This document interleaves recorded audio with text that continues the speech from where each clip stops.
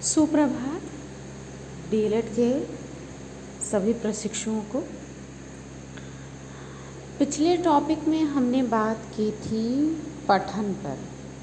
पठन क्या है, इसकी परिभाषा, इसका क्या उद्देश्य है, क्या महत्व है, क्या आवश्यकता है, इन सभी बातों पर हमने चर्चा की थी। आज जो टॉपिक है हमारा वो है लेखन। लेखन कौशल क्या है, इसके क्या उद्देश्य हैं, क्या आवश्यकता है, क्या महत्व है इसका और क्या क्या विधियां हैं लेखन करने की, इन सभी बातों पर हम चर्चा करेंगे। तो लेखन संस्कृत भाषा की लिख धातु से बना हुआ है। जैसा कि आपने संस्कृत में रूप पढ़ा होगा, लिखति लिखता लिखन्ति, इस तरीके से रूप बनता है।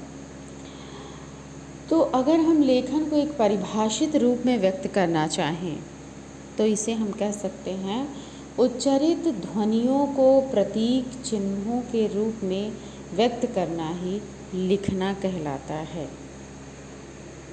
उच्चारित ध्वनियों को प्रतीक चिन्हों के रूप में, यानी वे ध्वनियाँ, वे वर्ण, वे शब्द या वे ध्वनियाँ जिनका हम उच्चारण कर सकते हैं, उनके प्रतीक चिन्ह, यानी उनके जो प्रतीक स्वरूप हम चिन्ह बनाते हैं, जो लिपि हमारी है उससे उद्भूत भाषा में जिन वर्णों को हम जानते हैं, उन वर्णों के रूप में व्यक्त करना ही लेखन कहलाता है। या सीधे भाषा में हम कहें कि अपने भावों एवं विचारों को लिखित रूप में हम जिस तरीके से व्यक्त करते हैं उसे लेखन कहते हैं। अपने भावों विचारों को लिखकर व्यक्त करना लेखन कहलाता है। अब आता है कि लेखन की आवश्यकता क्यों है, हम क्यों सीखना चाहते हैं लेखन, या हमें क्यों सीखना चाहिए लेखन। तो यहाँ पे कुछ पॉइंट्स हमने लिखे हैं, डिटेल में हम इसके बारे में जानते हैं। विचारों को मूर्त रूप देने के लिए या विचारों को सुरक्षित रखने के लिए हमारे मन में प्रतिपल कई विचार उत्पन्न होते हैं या कई भाव उत्पन्न होते हैं और कुछ ही समय पश्चात वो भाव समाप्त भी हो जाते हैं और कुछ दिन बीत जाते हैं तो वो भाव बिल्कुल ही हमारे दिमाग से मिट जाते हैं। किंतु अगर उन्हीं भावों एवं विचारों को हमें सुरक्षित रखना है, अगर वो भाव हमारे लिए उपयोगी हैं या हम चाहते हैं कि उन विचारों को कहीं सुरक्षित रखा जाए ताकि हम उन्हें पुनः जान सकें, पुनः पढ़ सकें और पढ़कर समझ सकें, पुनः अनुभूत कर सकें, तो इसके लिए लेखन की आवश्यकता है। जब हम उसे लिख देते हैं तो वो विचार सुरक्षित हो जाते हैं, अमिट हो जाते हैं। विभिन्न व्यावसायिक एवं निजी कार्यों के लिए हम कोई भी अपना व्यावसायिक कार्य कर रहे हों या अपना ही कोई निजी कार्य कर रहे हों, उसके लिए भी लिखने की आवश्यकता होती है। लेखन के द्वारा इसे सरल सहज रूप में रखा जा सकता है। आगे है भाषा के पूर्ण ज्ञान के लिए। यदि हमें भाषा का पूर्ण ज्ञान प्राप्त करना है तो उसके लिए भी लेखन की अति आवश्यकता है। भाषा सीखने के 4 चरण होते हैं: सुनना, बोलना, पढ़ना और लिखना। अगर हमें संसार की किसी भी भाषा को सीखना है तो हम इन्हीं चारों सोपानों से होकर गुजरते हैं। सबसे पहले सुनना, हम उन बातों को सुनते हैं, फिर उन बातों को बोलते हैं और फिर पढ़ते हैं और अंत में लिखते हैं। यानी कि लिखना सबसे कठिन काम होता है जिसे सबसे अंत में रखा गया है और लिख करके हम उस भाषा से जो भी ग्रहण करते हैं, जो भी विचार हमारे मन में आते हैं, उसे लिख करके हम व्यक्त करते हैं। तो इसलिए किसी भी भाषा का अगर हमें पूर्ण ज्ञान प्राप्त करना है तो लेखन की आवश्यकता होती है। भाषा के रूप को स्थायित्व प्रदान करने के लिए कोई भी भाषा हो उसमें जब तक कि कोई ग्रंथ या कोई पुस्तक या कोई विचार लिखे नहीं होते हैं, वह भाषा धीरे धीरे लुप्तप्राय हो जाती है। मौखिक रूप से भाषा जो बोली जाती है वह कुछ समय के पश्चात विचारों की तरह लुप्त हो जाती है, किंतु अगर उसे लिखित रूप में सुरक्षित रख दिया जाता है तो उस भाषा का एक स्थायित्व होता है। आने वाली पीढ़ी के लिए भी और वर्तमान के लिए भी वह अच्छा होता है, वह भाषा अधिक स्थायी हो जाती है। अब हमने भाषा के बारे में आवश्यकता पर चर्चा की। अब हम इसके उद्देश्य जान लेते हैं कि आखिर हमें लिखना सीखना है तो इसके क्या उद्देश्य हैं। लिखते समय आँख एवं हाथ की गति का समन्वय करना सिखाना, यानी जब किसी को लिखना सिखाना हो तो उस कौशल को प्राप्त करने के लिए उस व्यक्ति की आँखों एवं हाथों की गति में समन्वय होना चाहिए, तो वह लेखन के कौशल को अच्छी प्रकार से प्राप्त कर पाएगा। स्वच्छ एवं शुद्ध लेखन का अभ्यास करवाना। अगर किसी बच्चे को हमें लेखन सिखाना है तो यह ध्यान रखना चाहिए कि वह स्वच्छ एवं शुद्ध हो। स्वच्छ से तात्पर्य यहाँ पर है कि साफ सफाई से लिखा गया हो, अक्षर बिल्कुल साफ साफ हो, वर्णों से वर्ण की दूरी एवं शब्दों से शब्द की दूरी का ध्यान रखा गया हो और उनकी बनावट बिल्कुल शुद्ध सुडौल हो। शुद्ध लेखन से तात्पर्य यहाँ वर्तनी शुद्धि से है। हम जो बोलते हैं, जिस तरीके से बोलेंगे हम उसी तरीके से लिखते हैं। देवनागरी लिपि में लिखी गई हिंदी की ये ख़ास बात है कि वो जिस तरीके से बोली जाती है उसी ही तरीके से लिखी भी जाती है। तो जिस तरीके से हम उच्चारित करेंगे उस तरीके से ही उसका लेखन भी होता है। तो यह प्रायः ध्यान रखा जाए कि उसे शुद्ध रूप में लिखा जाए। विराम चिन्हों का प्रयोग सही प्रकार से करना सिखाना या सीखना। यदि हम सीख भी रहे हैं या सिखा रहे हैं किसी को तो इसका विशेष ध्यान रखना चाहिए, क्योंकि लेखन करते समय हम विराम चिन्हों का भी उचित प्रयोग करते हैं। कहाँ विराम चिन्ह लगाना है और किस वाक्य में कौन सा विराम चिन्ह लगेगा, इसका भी ध्यान रखना चाहिए। अपने विचारों एवं भावों को प्रकट करने की योग्यता का विकास करना, इसका ये मुख्य उद्देश्य है। जहाँ तक हमें लगता है कि अपने विचारों को और भावों को लिखकर व्यक्त करने के अतिरिक्त और अन्य कोई साधन विश्व में नहीं है। हम अपने विचारों को यदि स्थायित्व देना चाहते हैं तो उसे लिखकर ही व्यक्त कर सकते हैं।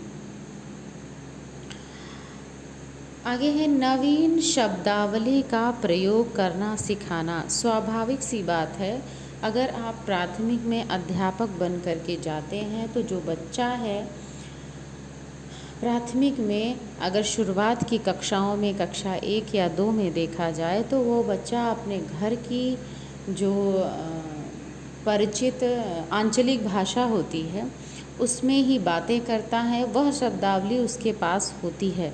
किंतु भाषा का जो शुद्ध रूप है या खड़ी बोली हिंदी का जो शुद्ध रूप है वह विद्यालय में आकर ही सीखता है।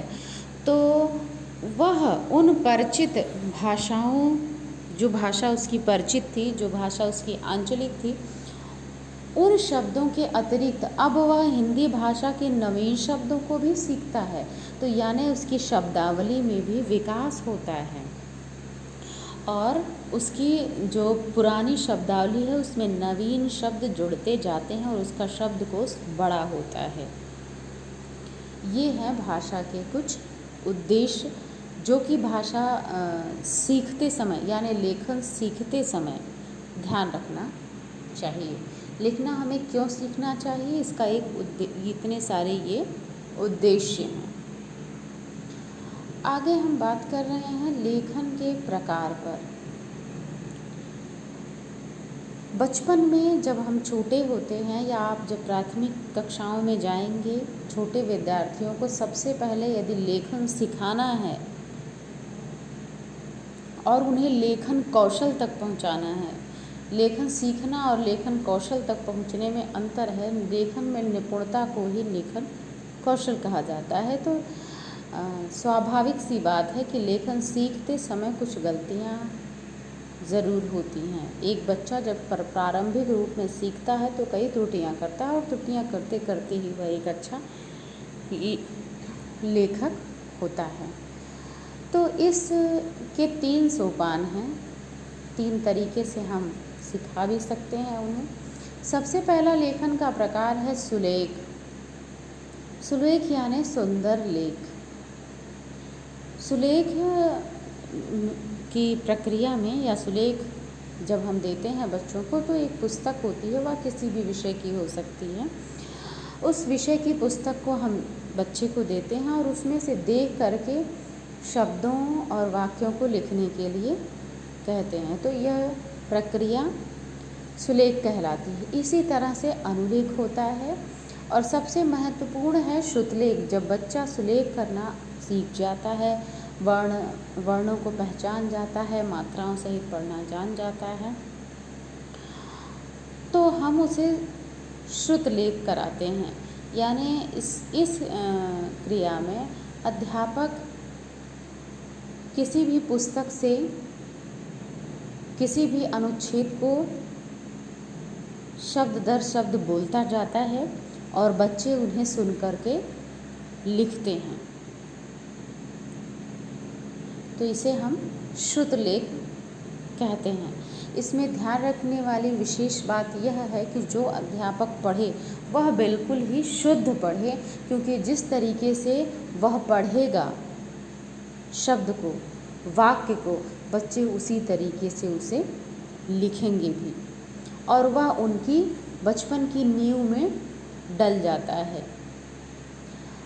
आगे जब हम बड़े होते हैं तो स्वतंत्र लेखन आता है। हम अपने विचारों को स्वतंत्र रूप से लिखते हैं। तो स्वतंत्र रूप से लिखा हुआ विचार स्वतंत्र लेखन कहलाता है।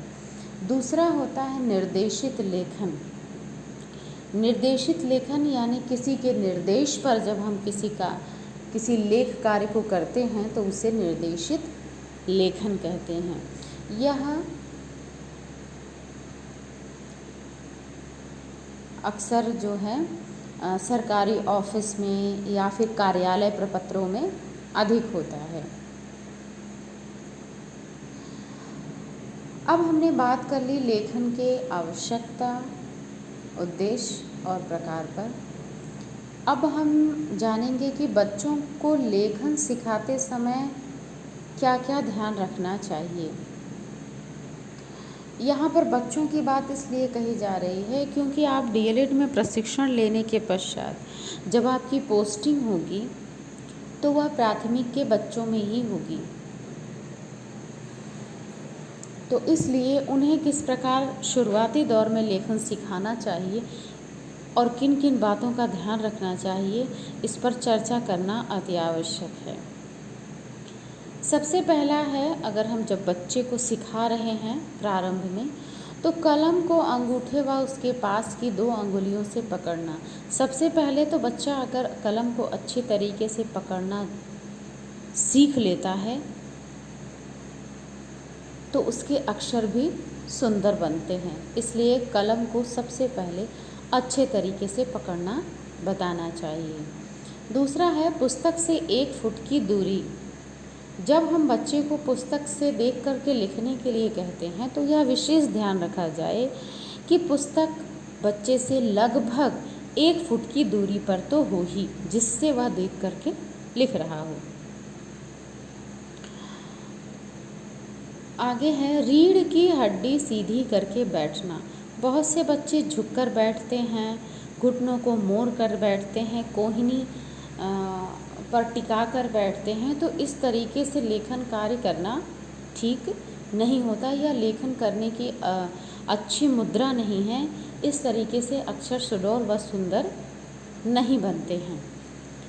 इसलिए बच्चे को बचपन से ही सिखाना चाहिए कि वह रीढ़ की हड्डी को बिल्कुल सीधे करके बैठे और लेखन कार्य करे।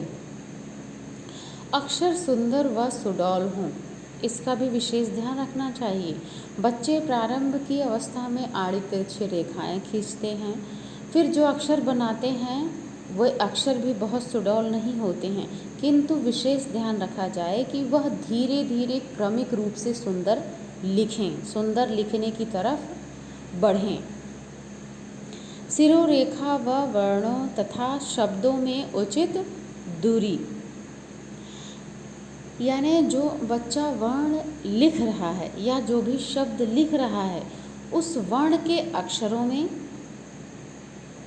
उन वर्णों में सम्यक दूरी हो और उन वर्णों की सहायता से जो शब्द बन रहे हों उन शब्दों के मध्य भी सम्यक दूरी हो।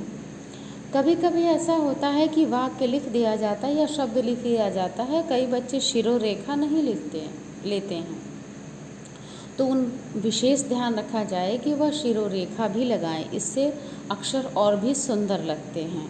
तो इन बातों का ध्यान हमें विशेष रूप से रखना चाहिए यदि हम बच्चों को लेखन सिखा रहे हैं या स्वयं भी सीख रहे हैं, तो अच्छी तरीके से इन सब बातों का ध्यान रखना चाहिए। आगे है लेखन का महत्व। हमने आवश्यकता पढ़ी है, बस उसी तरीके से हमारे लेखन का क्या महत्व है यह भी जान लेना आवश्यक है। सभ्यता व संस्कृति का संरक्षण। कोई भी सभ्यता हो या संस्कृति हो, उसके संरक्षण के लिए लेखन आवश्यक है। जिस भी सभ्यता या संस्कृति का लिखित रूप से प्रमाण मिलता है उसे ही प्रमाणित माना जाता है, इसलिए सभ्यता व संस्कृति के संरक्षण के लिए भी लेखन आवश्यक है। प्राचीन हमारी जो भी सभ्यताएं रही हैं, जो भी संस्कृति हमारी रही है, उसमें जो लिखित ग्रंथ हैं वे उस समय के देश काल और वातावरण के बारे में हमें परिचित कराते हैं, जिससे हम उसे न देखते हुए भी एक अनुमान लगाते हैं कि उस सभ्यता में, उस संस्कृति में यह चीज़ें थी, यह वातावरण था और अमुक तरीके से लोग रहते थे और कार्य करते थे। तो इससे आने वाली पीढ़ी को मदद मिलती है। तो इसलिए सभ्यता व संस्कृति के संरक्षण के लिए भी लेखन कार्य आवश्यक है। आगे है भाषा के रूप को स्थायित्व प्रदान करना, इस पर चर्चा हमने की है। मौखिक की अपेक्षा लिखित रूप में विचारों का संरक्षण अधिक होता है। आप सभी ने ये अनुभव किया ही होगा या फिर हमने जो अपना अनुभव किया है उसके आधार पर यह बहुत सही है कि हम मौखिक रूप से जो चीज़ें बोलते हैं उनमें परिवर्तन हो सकता है, किंतु उन मौखिक चीज़ों को यदि हम लिखित रूप में व्यक्त करते हैं तो इसका स्थायित्व अधिक होता है। भाषा का पूर्ण ज्ञान। भाषा को संपूर्ण रूप से जानने के लिए हमें लेखन कार्य ज़रूर करना चाहिए या लेखन कौशल ज़रूर प्राप्त करना चाहिए। अब हम बात करेंगे कुछ शिक्षण विधियों पर। लेखन हमें सीखना है या बच्चे को सिखाना है तो उसमें किन किन विधियों का प्रयोग करें। प्रत्येक बच्चे में अलग अलग कौशल होते हैं, अलग अलग उनके सीखने का स्तर होता है, तो हमें एक ही विधि से सभी को सिखाने की बजाय यदि हम किसी पिछड़े बालक पर सामान्य बालक की अपेक्षा उस पर एक विशेष विधि का प्रयोग करें तो वह बच्चा भी सीख सकता है, शीघ्र सीख सकता है। तो इसलिए विभिन्न शिक्षाविदों ने अलग अलग तरीके की शिक्षण विधियां बताई हैं। उसमें बहुत सारी शिक्षण विधियां हैं, पर यहाँ हम कुछ शिक्षण विधियों पर चर्चा करेंगे जो कि बहुत महत्वपूर्ण है। सबसे पहली है रूपरेखा अनुकरण विधि या रूप अनुसरण विधि। रूप अनुसरण विधि में जैसा कि यहाँ पर शाब्दिक अर्थ भी दिया हुआ है, रूप किसी भी वर्ण का जो रूप है उसे रेखांकित कर अनुकरित करवाना, यानी कि इसमें अध्यापक बिंदु से बिंदु लगाते हुए वर्णों की रचना करते हैं, डॉट डॉट देते हुए उसी की सहायता से वर्णों को लिखते हैं और उसके पश्चात बच्चा उन्हीं पर पेंसिल से घुमाकर या स्लेट पे यदि लिखा गया है तो चॉक से घुमा कर के उन्हीं बिंदुओं से बिंदु को मिलाते हुए वर्ण को लिखता है और इस तरीके से वह सीखता है। हमारी प्राथमिक के पुस्तकों में भी ऐसा दिया हुआ है जिसमें बिंदु से बिंदु को मिलाते हुए वर्ण बनाए गए हैं। और दूसरी विधि है स्वतंत्र अनुकरण विधि। इसमें बच्चे को श्यामपट्ट पर लिख दिया जाता है कोई भी वाक्य या कोई भी अनुच्छेद, तो बच्चा स्वतंत्र रूप से उसका अनुकरण करता है, यानी वह स्वयं ही देख करके वर्णों को बनाता है और लिखता है वाक्य को। अगली है मॉन्टेसरी विधि। यह विधि भी बहुत ही लाभकारी और बहुत ही अच्छी है प्राथमिक के बच्चों को या जो प्री प्राइमरी के बच्चे हैं, प्राथमिक के आने से पूर्व के बच्चे हैं, उनके लिए भी बहुत अच्छी विधि है ये मॉन्टेसरी विधि। इसमें गत्ते व लकड़ी के वर्ण बने होते हैं। आजकल तो मार्केट में प्लास्टिक के भी वर्ण आने लगे हैं। उन पर वह वर्ण, चाहे वह अंग्रेजी के हों चाहे वह हिंदी के हों, उकेरे जाते हैं और उन्हीं को देखकर बच्चा उन पर सर्वप्रथम अंगुलियां फिराता है और उसे देख करके बनाने की कोशिश करता है। कभी कभी तो बच्चे ऐसा करते हैं कि उस अक्षर को ही कॉपी पर रख देते हैं और उसके बाहरी किनारों पर पेन अथवा चॉक से खींच करके वर्ण को बनाते हैं। इस तरीके से बार बार करने पर वह वर्ण को उन गत्ते या लकड़ी के वर्णों को हटाने के बाद भी वह अच्छी तरीके से बना पाते हैं। अगली विधि है जैकटार्ट विधि। जैकटार्ट विधि में अध्यापक बोर्ड पर एक वाक्य लिखता है। वो ऐसा वाक्य होता है जिसे बच्चों ने पढ़ा हुआ हो, देखा हुआ हो, उसे लिखता है और उसके बाद बच्चों को लिखने के लिए कहता है। बच्चे उसे देख करके लिखते हैं। पुनः वह श्यामपट्ट से उस वाक्य को मिटा देता है और बिना देखे लिखने के लिए बच्चे को कहता है। इस तरीके से बार बार पुनरावृत्ति से बच्चा अच्छे तरीके से लिखना सीख जाता है और वह वाक्य उसे याद भी हो जाता है, या वह अनुच्छेद लिखा हुआ जो रहता है वह भी उसे अच्छी तरीके से याद हो जाता है। अगली विधि है परंपरागत विधि। परंपरागत विधि, जैसा कि शाब्दिक अर्थ से ही आपको पता चल रहा होगा कि जो परंपरा से चली आ रही है एक ऐसी विधि, यह आज भी वर्तमान में भी बहुत ही अच्छी विधि है। इस विधि में सबसे पहले वर्णों को सिखाया जाता है, यानी जो हम भाषा बोलते हैं, इन भाषा के जो ध्वनि प्रतीक हैं उन्हें सर्वप्रथम सिखाया जाता है। वर्णों को सिखाने के बाद उन वर्णों से मिले हुए शब्दों को सिखाया जाता है। पहले 2 वर्णों से मिले हुए शब्द सिखाए जाते हैं, फिर 3 वर्णों से मिले हुए शब्द सिखाए जाते हैं, फिर 4 वर्णों से मिले हुए शब्द सिखाए जाते हैं।